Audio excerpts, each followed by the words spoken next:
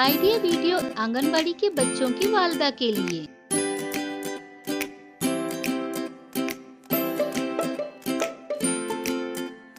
अस्सलामुअलैकुम। आज की मीटिंग में आप सबका खैर मकदम है। उम्मीद है आपको पिछले हफ्ते का आइडिया वीडियो पसंद आया होगा। चलिए आज के काम की शुरुआत करते हैं। पिछले हफ्ते की वर्कशीट बच्चों ने कैसे की और ख्वातीन की सेहत, इस वीडियो के बारे में आपके ख्याल हमें ज़रूर बताएं। अब साथ में लाई हुई वर्कशीट हाथ में पकड़कर फ़ोटो लेते हैं। फ़ोटो प्रथम के नुमाइंदों को भेजते हैं। तब तक हम ये वीडियो यहाँ रोक देते हैं।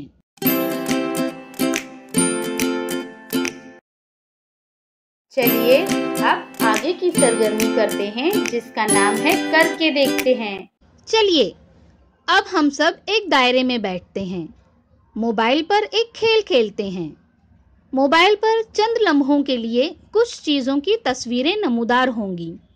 हर एक वालिदा को तस्वीर को गौर से देखने के बाद याद रखना होगा और उनके नाम बताने होंगे।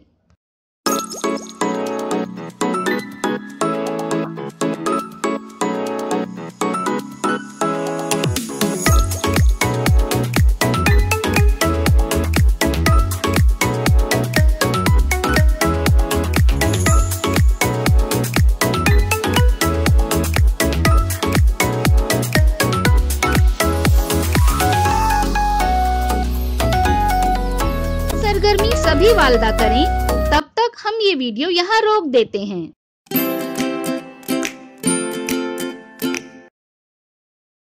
उम्मीद है ये सरगर्मी सभी वालिदा ने खुशी खुशी की होंगी। चलिए अब आगे की सरगर्मी करते हैं, जिसका नाम है कुछ नया सीखते हैं। ख्वातीन को सेहतमंद रहने के लिए बाकायदगी से योगा करना चाहिए। योगा हैज़ के दौरान होने वाली परेशानियों जैसे कमर दर्द, पेट में दर्द, पीठ में दर्द वगैरह से निजात दिला सकता है। इसके अलावा और भी बहुत से फायदे हैं।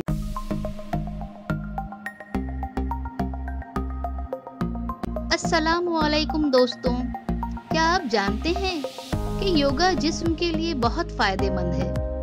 इससे जिस्म को ताकत मिलती है और ज़हनी इर्तिकाज़ में भी मदद मिलती है। ख्वातीन में सेहत के मसाइल से निजात के लिए योगा बहुत जरूरी है। आइए जानते हैं योगासन से ख्वातीन को क्या क्या फवायद हासिल होते हैं। इस आसन का नाम है प्राणायाम। इसके लिए आपको पहले सुखासन या पद्मासन में बैठना होगा। इसके बाद अपने हाथों को सीधे अपने घुटनों पर रखें। अब आपको एक लंबी सांस लेना होगा और कुछ देर ठहरने के बाद ओम लफ्ज कहते हुए सांस छोड़ें। आप ये 10 से 15 बार कर सकती हैं। आसन के फायदे। इस आसन से आपको ज़हनी सुकून मिलेगा और आपको तनाव से निजात मिलेगी। इससे आप अपने इल्म के दायरे को बढ़ाने में कामयाब हो सकते हैं। प्राणायाम करने से आपकी सोचने और समझने की सलाहियत में इजाफा होता है। आइए हम सब ये आसन करके देखते हैं। तब तक वीडियो को यहाँ रोक देते हैं।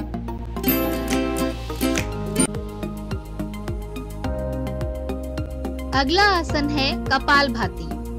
कपालभाति करने से बहुत फायदा होता है। इस आसन को करने के लिए आपको प्राणायाम के आसन में बैठना होगा। इसके बाद आपको मुतवाजन रफ्तार से सांस भरना और छोड़ना होगा। आप अपनी इस्तात के मुताबिक ये अमल कर सकती हैं। ख्याल है कि सांस लेने और छोड़ने की रफ्तार ज्यादा तेज नहीं होनी चाहिए। दोनों के दरमियान तवाज़ुन रखें।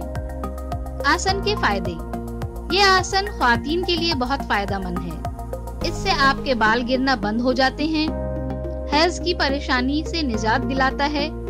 ये बच्चेदानी की गम के लिए भी कारआमद साबित होता है। आइए हम सब ये आसन करके देखते हैं। तब तक ये वीडियो यहाँ रोक देते हैं।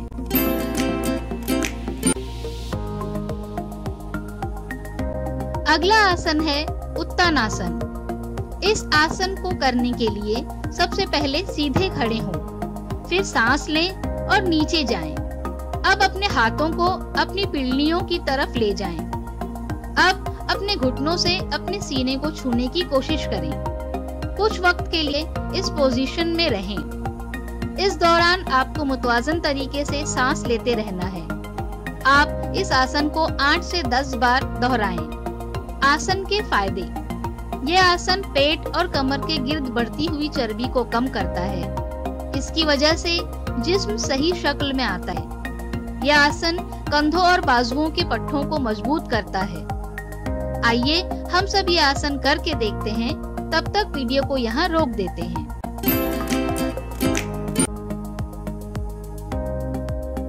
आशा है इस वीडियो से आपको लाभ होगा। अपने अनुभव हमें जरूर बताएं।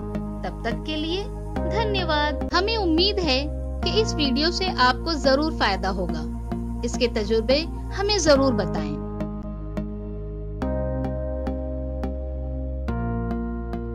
उम्मीद है कि ये वीडियो आपको पसंद आया होगा।